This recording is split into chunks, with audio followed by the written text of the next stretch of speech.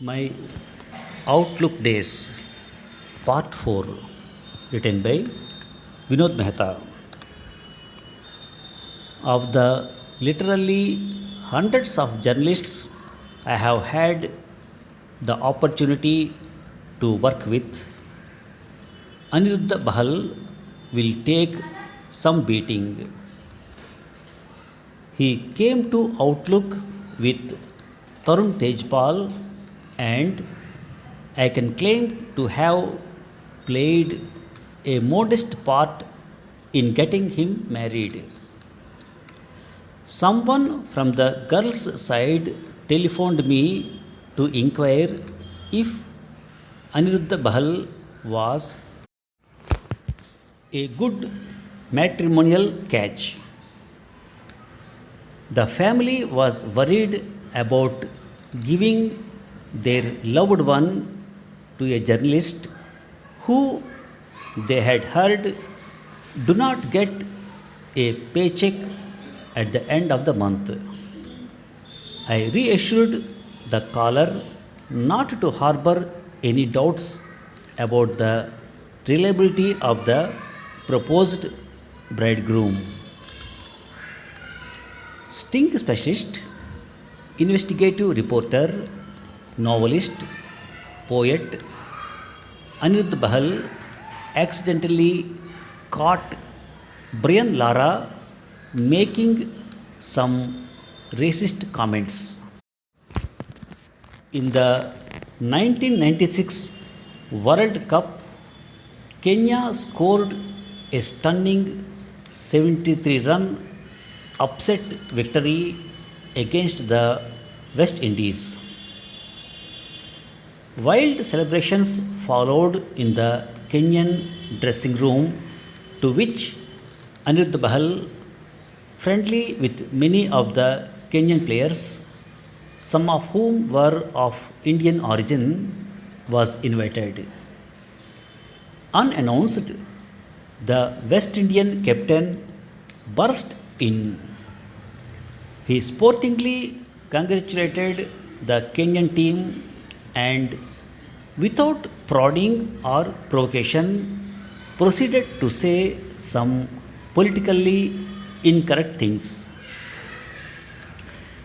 Brian Lara assumed there were no journalists in the room and probably thought Anirudh Bahal was one of the Kenyan players. It was not bad losing to you guys, Lara declared. You are black. Know what I mean? Now, a team like South Africa is a different matter altogether. You know, this white thing comes into the picture. We can't stand losing to them. When Aniruddha's account of the remarks was published in Outlook, a race row broke out. The international media slammed the West Indian captain, whose team, ironically, was scheduled to play South Africa in the quarterfinals in the next match. The headlines were unequivocal. Lara apologizes for South African slur. Lara attempts to diffuse controversy. Lara says sorry after race row. Lara says he is sorry for making racial comment. Bob Woolmer, the South African coach, said he was shocked and distressed. Wes Hall, the West Indian manager, chose to attack the secret journalist. I think it was an act of cowardice, and this sort of pusillanimous humbug must not be allowed to pervade an atmosphere of harmony between two nations. Lara himself was straightforward. According to the news agency writers, he readily apologized for making the racist remark. However, he explained his comments were taken out of context. The out of the context alibi found few takers. Our correspondent, whom Hall attacked, maintained it was the Kenyan players and the captain who invited me to the celebrations inside the dressing room. As I walked in, Lara was already speaking. Now, was I honestly supposed to interrupt him and say that I was a journalist? In 2011, match fixing and cricket aroused interest but not shock or even surprise. It may not be an everyday occurrence, but neither is it rare. Three Pakistani cricketers were found guilty and punished. The culprits received requisite condemnation, but dismay and disbelief were absent. By contrast, in 1997, the word match fixing was barely whispered. It was a jealously protected secret. In early 1997, Anirudh Bahal returned from South Africa after covering the Indian tour. He had news to share which even he, as a journalist, found nauseating. While Bahal brandished no smoking gun, he was certain a thriving and well organized betting racket in which players, journalists, cops, administrators, politicians, and underworld dons were implicated flourished. It was nevertheless still an inspired hunch. We decided to take Bahal off his beat and allow him to concentrate full time on exposing the incipient racket. Time was of no consequence, he was told. To team up with Anirudh Bahal, Krishna Prasad, then a special correspondent, was also released from day to day assignments. Most staffers were excited about the story, but only too aware of the quasi religious terrain we were traversing. But as the information started flowing in, we became more and more convinced that Indian cricket was not all played on the field. The phrase tracking a story presently means pursuing it for 7 hours or 7 days. We tracked the match fixing story for 4 years, 1997 to 2001.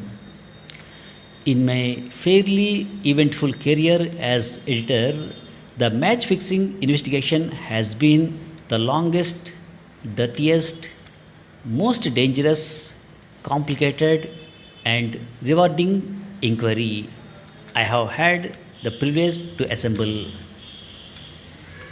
To say we opened a Pandora's box is slightly unfair to Pandora. Everyone seemed to have a finger in the betting pie. A game so closely and so loudly linked with national honor and pride seemed to be on sale. And the professed guardians of national honor, draped in the tricolor and spouting bogus patriotism, were the sellers. In June 1997, we published India's worst kept secret. This was one of the several major investigations we printed. Krishna and Aniruddha put the expose together in 4 months, during which they travelled extensively. Their informants, for obvious reasons, were at once candid and cautious. An abundance of data was offered, some of it privately. Just as we were going to press with the expose, we stumbled upon Manoj Prabhakar. This stumbling and our subsequent relationship with Prabhakar was like the curate's egg. When I met him for the first time in the office, my instinct told me, watch out. He was the quintessential dodgy character, besotted with money and other things. While we were not into checkbook journalism, I used to pay him a little bit extra. It never seemed to be enough. I got Tarun to get him to sign every page of the article he submitted to avoid any misunderstanding. After a couple of meetings with him, I let Tarun and Anuruddha deal with him. My instinct did not let me down. Though Manoj Prabhakar gave us some useful information, we were the first publication to expose him. Our cover story kicked off with Prabhakar's first person account of how he was offered rupees 25 lakh to perform below par in the India Pakistan Singer Cup match in Colombo. He did not at this time disclose the identity of the player who offered him the bribe. For the first time, fact replaced tittle tattle. Names were named: Muhammad Azharuddin, Ajay Jadeja, and Nayan Mongia. Subsequently, Kapil Dev, fingered by Prabhakar, joined the list of tainted heroes. Krishna Prasad and Anirudh Bahal supplied a laundry list of suspicious incidents in which the above mentioned players figured. In 1997, the concept of spot fixing was relatively new. The bookies needed to fix end results, although some spot fixing may have occurred. The most egregious example was a toss between Azharuddin and Amir Sohail. Azhar won the toss, quickly put the coin in his pocket, saying Sohail had won it, when it was the other way around. Ajay Jadeja, a proud Rajput, mingled with bookies brazenly and spoke to these sharks on the telephone from the dressing room. On return from New Zealand, the Indian manager in his report mentioned four players who were involved in the racket. Realizing the enormity of his disclosure, he quickly retracted with, I have been misquoted by reporters. For some inexplicable reason, Komal, wife of I.S. Bindra, president of the then Punjab Cricket Association and a member of the IPL Governing Council, was unusually vocal on the subject. She admitted she knew quite a lot, but telling more would be like icon smashing. Talk to me on some other happy story, she requested. Off the record, she was a mine of information. A top Bombay cop who was also vocal did not wish to be identified. I can identify him now. Rakesh Maria, chief of the anti terrorist squad in Maharashtra, revealed He heard a phone conversation between Indian players and a bookie during the 1994-95 tour of the New Zealand. 2 hours before the Indians were to play the first match against the hosts in the Four Nation Centenary Tournament, Maria says a bookie called one of the players to confirm if arrangements were in place. The bookie, under police watch, was willing to cooperate. Maria made him call from an ISD booth. Unknown to the player, the police were listening in on a parallel line. I was aghast, Maria told us. When, after the courtesies, the bookie asked, Sahab, sab ho gaya kya? More so, when the player replied, Haan, sab ho gaya. The Indian team was bowled out for 160 in the 46th over. The Kiwis notched up the score with 17 overs to spare. Matharao Scindia I knew quite well and liked. He was then BCCI president. Scindia was furious with me for dragging him into the match fixing scandal. He threatened to take legal action against me for defaming him. Actually, I did no defaming. M.R. Sivaraman, the Revenue Secretary, did. Sivaraman told an Outlook reporter, I was taking a lot of interest in criminal activities, agencies reporting to me, such as the Directorate of Revenue Intelligence, used to inform me of everything they considered important. In the course of their investigations and intelligence gatherings, they came across conversations between two people who sounded like bookies involved in criminal activity. Names of critters figured in their conversations.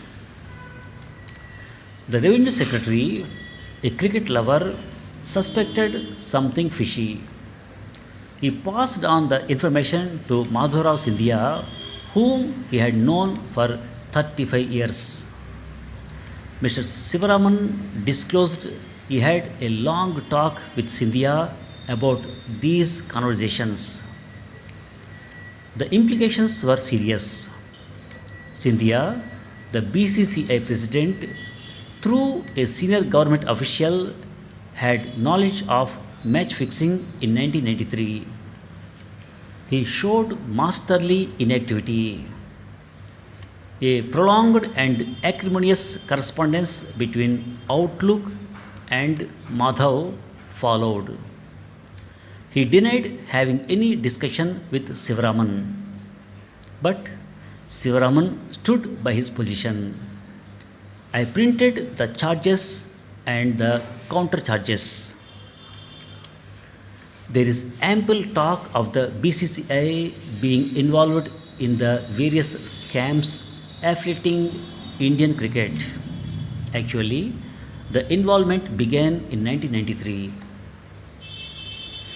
The curious case of Kapil Dev remains curious to this day. Besides Prabhakar accusing him publicly as the player who offered him the rupees 25 lakh bribe, a Pakistani cricketer, Rashid Latif, of some integrity, had implicated him. The Haryana Hurricanes' lifestyle and partiality for high stakes gambling was the talk of the town. The CBI, under instructions from the BCCI, produced a report on match fixing which omitted to name Kapil. Although a high profile income tax raid at Kapil's home had taken place, because of which he resigned as coach of the Indian team, the CBI's honorable discharge of Kapil provoked widespread astonishment. In between, on TV, Kapil put on a tearful show for Karan Thapar. As he defended his honor, he broke down in a performance which further cranked up doubts regarding his proclaimed innocence. The story goes that the former Indian captain approached some bigwigs in the BJP and stressed the fact that he was the sole North Indian Hindu cricketing icon. Consequently, he argued his name should not be dragged through the mud. The argument, it is believed, found favor with the Saffronites. Someone whose name almost got dragged through the mud was Sachin Tendulkar. Stories of four of Bombay's top bookies being present at his wedding bearing diamonds as gifts began doing the rounds. A camera had allegedly caught the bookies on film at the wedding. The ubiquitous Rashid Latif provided further grist to the mill when he charged, Sachin knows everything. The little master kept mum, preferring not to deny the rumors at a time when rumors were king. Happily, the Sachin rumors perished swiftly because they were entirely without basis. Eventually, he broke his silence in Outlook. The nation knows I am clean. My whole career has been transparent. I don't have to go out and say anything in my defense. People who have watched my game for years know that. Meanwhile, Muhammad Azharuddin's rise and fall is both poignant and prescriptive. Psychologists deconstructing him point to his lower middle class Muslim background from the old city of Hyderabad, a decent Muslim boy ruined by the glamour and riches of high society. His craving for not one Rolex watch but several Rolex watches, not one Mont Blanc pen but several Mont Blanc pens, and not one Armani suit but several Armani suits. All these conspicuous acquisitions signify something more than just greed. In January 2001, Azhar spoke on the match fixing issue for the first time. He accused the Bombay lobby of deliberately instigating trouble against him out of jealousy. Nobody talks of rupees 70 lakh cash found in different currencies in Sunil Gavaskar's Gymkhana Club locker, he said. He also took a shot at Tendulkar. I don't know why Sachin told the CBI that I didn't give 100%. It is rubbish, completely untrue. The BCCI found Azhar guilty. He is currently serving a life ban while enjoying the status of a Congress member. After Sachin, possibly the greatest batsman India has produced, Azhar will be remembered more for his misdeeds than his majestic wrist play. Thank you for listening.